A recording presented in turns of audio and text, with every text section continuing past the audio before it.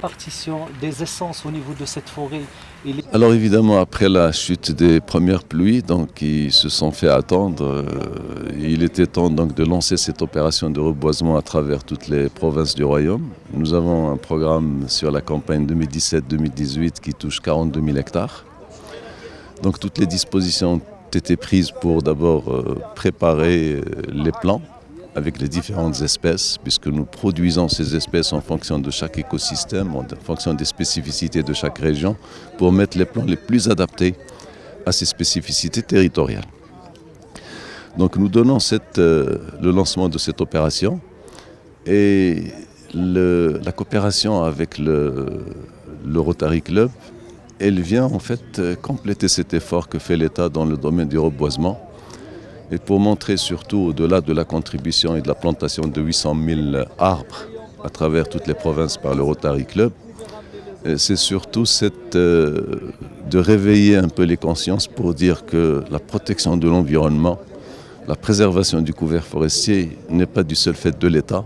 mais que tout le monde a une responsabilité et que chacun doit contribuer à sa manière et selon ses capacités pour faire justement que cet espace forestier soit régénéré dans les meilleures conditions possibles. Le Maamora, donc on a changé d'optique parce qu'il fut un temps dans les années 80, on avait opté pour la plantation de l'eucalyptus, qui est une plante agro-industrielle pour certaines activités industrielles, notamment la production de bois de trituration pour la fabrication de la pâte à papier. L'usine de Sidi Yahia, donc Sidi Yahia du Rap. L'eucalyptus, quand il a été introduit dans le début du siècle dernier, Maamora c'était un espace marécageux et l'eucalyptus était l'espèce adaptée pour pomper l'eau, pour assécher, pour drainer le sol. Actuellement, l'eucalyptus n'a plus sa place parce que d'abord il a remplacé l'espèce autochtone qui est le chêne-liège et il ne fallait pas le faire. Et deuxièmement, il ne correspond pas donc à la régénération de l'écosystème dans sa complexité. C'est pour ça que nous avons, dans le plan décennal dernier,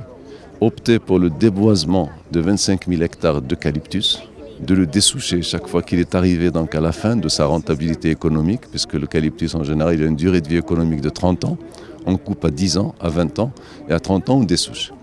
Donc quand on dessouche, on ne remet plus l'eucalyptus, mais on remet d'autres espèces, pas forcément le chêne-liège, parce que les études de sol, les études du climat, montrent que le chêne-liège, avec les changements climatiques notamment qui ont eu lieu durant les dernières décennies, c'est que le Maamora occidental reste un espace adapté au chêne-liège. Mais dans les autres parties de la Maamora, nous introduisons d'autres espèces plus adaptées, telles qu'aujourd'hui le pin-pignon, certains résineux, d'autres résineux, ou parfois même des acacias pour la production d'un certain nombre de produits tels que les tanins qui sont utilisés notamment dans l'artisanat.